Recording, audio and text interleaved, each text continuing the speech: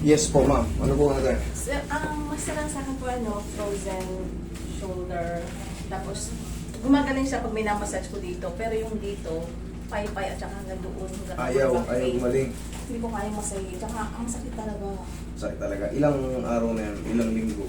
Bali, 4 months na yung lower back pain. Pero yung frozen soldier ko siguro mga nasa more than 10 years na. Mula pa nag-work ako. Hindi frozen yan. Ano? Hindi frozen yan Hindi, pagkaganti. minamassage ko siya. Pag Nawawala. 10 years kasi, grabe naman yan. Nagpanatanggal ko dyan yung thigh massage. Pero bumabalik siya, sumasakit, parang naglalak. Parang nag-stick.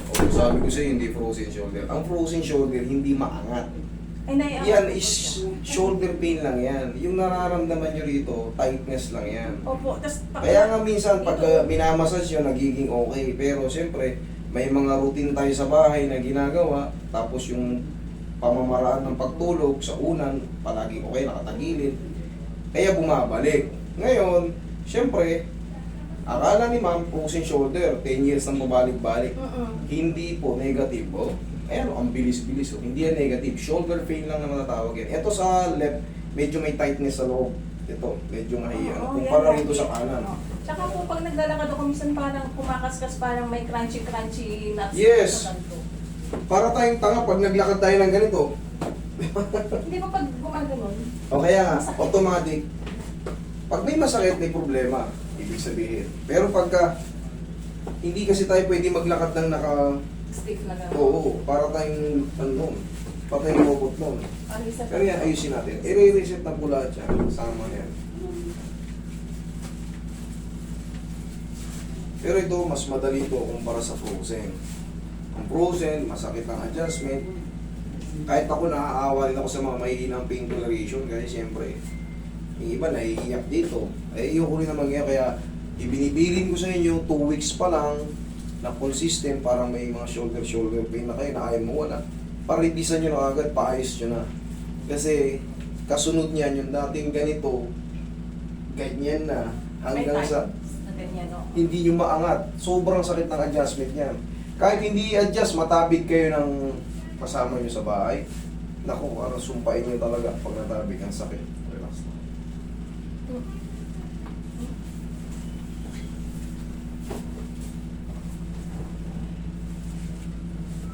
Ito yung build-up yun, oh. Oo, tikas no? Ano po ba yun? Muscle, kakamasahe. Nagmasil na. Hindi, ano pa lang yan eh. Nung nag-work pa, hindi pa ako nagpapamasahe, meron na ako. Meron na yan? Oo. Yan pala Nag-gym yun. ako. Tas Kaya pala eh. Nag-gym pala kayo eh. Eh Tapos syempre, nag-stop. yung muscle natin, ay, tagilid na. Nag-gym pala kayo kaya medyo maganda yung build up eh. Oh, actually, proportion naman. talaga? Parang Proportion naman. sasaktan ako. Minsan. I mean, proportion, balance siya sa kanan sa kaliwa. Hindi yung malaki yung kaliwa, tapos dapa yung kanan. Hindi proportion. Pero yung sa pain, kahit proportion yan, kung ngawit yan, hindi masakit.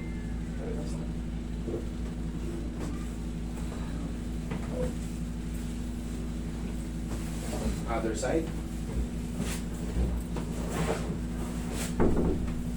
Ang makakasita ako yung lower back pain ko lumala. Eh, wala na yan. Kakaratingin ko na yun. Paano palalala yan? Yeah. Eh, yung kanina hindi galos makatayo. O, kita nyo yung lakad ngayon. Yung malaking bata.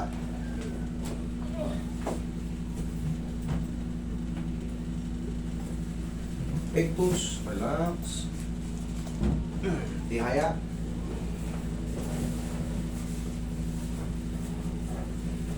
Okay, relax lang. May lalabanan.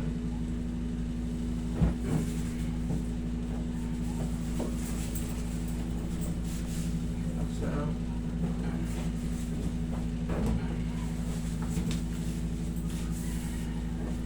Dapa. Cafe.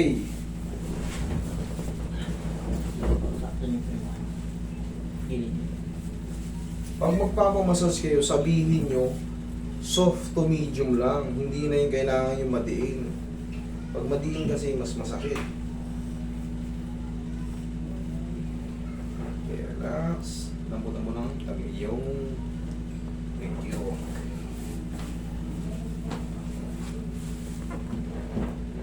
Relax na.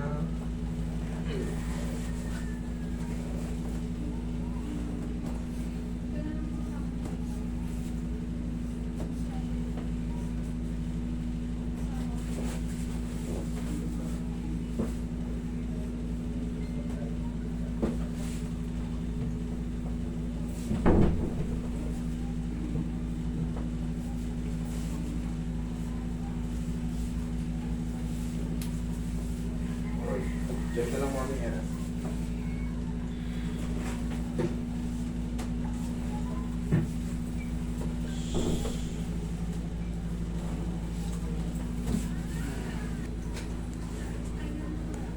Wala susundo eh.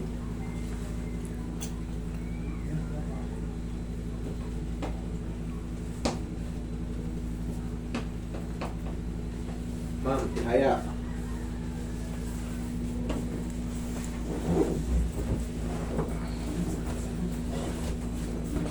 Pinto nyo, mataas na po yung balakang nyo. Ano? Okay po. Sa ganun. Masakit pa yun na yan? Sige, uulitin natin. Kung meron pa ron sa may bandang kaliwa, ay kanan, sorry. Dito. Sige, mamaya. Tapusin lang natin itong traction. Dalawang Okay, kamay po naginis dyan. Okay lang. Inhale.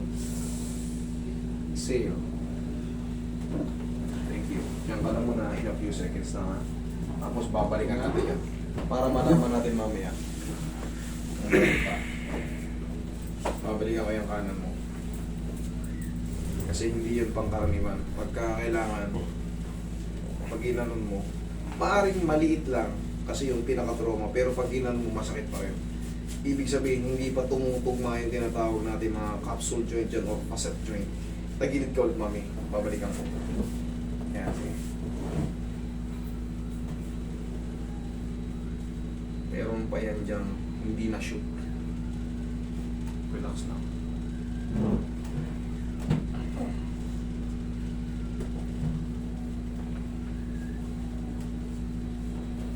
Okay, tihaya ulit.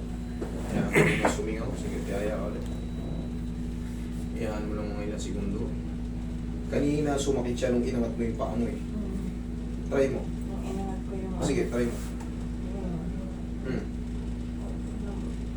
Sabi ko sa inyo. Okay? Siyempre, yan naman ay makakaasa kayo sa atin na alam natin yung ginagawa natin. Kung may pagkukulang, balikan. Okay? Tandaan nyo, pag may mga ganyan, tagilid muna bago tumayo. Tagilid. Yan, tukod ng siko, baba ang paa. Yan, dyan kayo kumuha ng puwersa. Pagka kayo ay dumaranas ng mga lower back pain.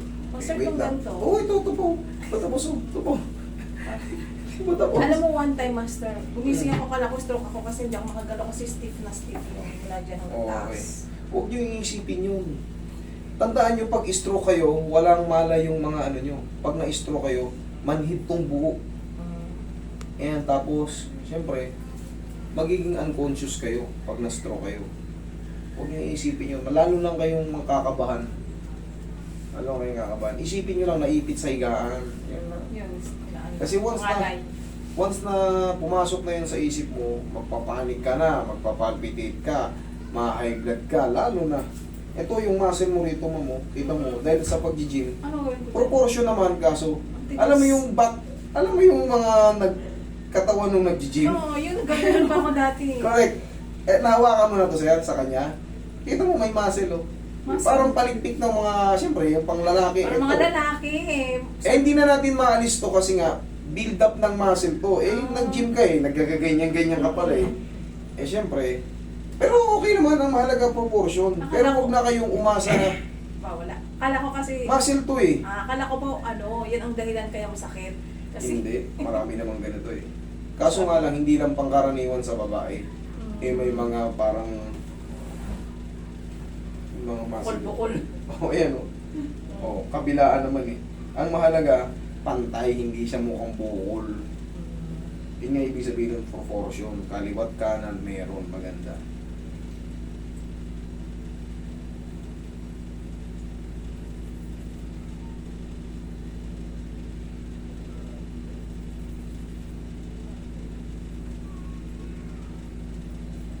Pag namamanhid yung mga kamay nyo, gawin nyo muna.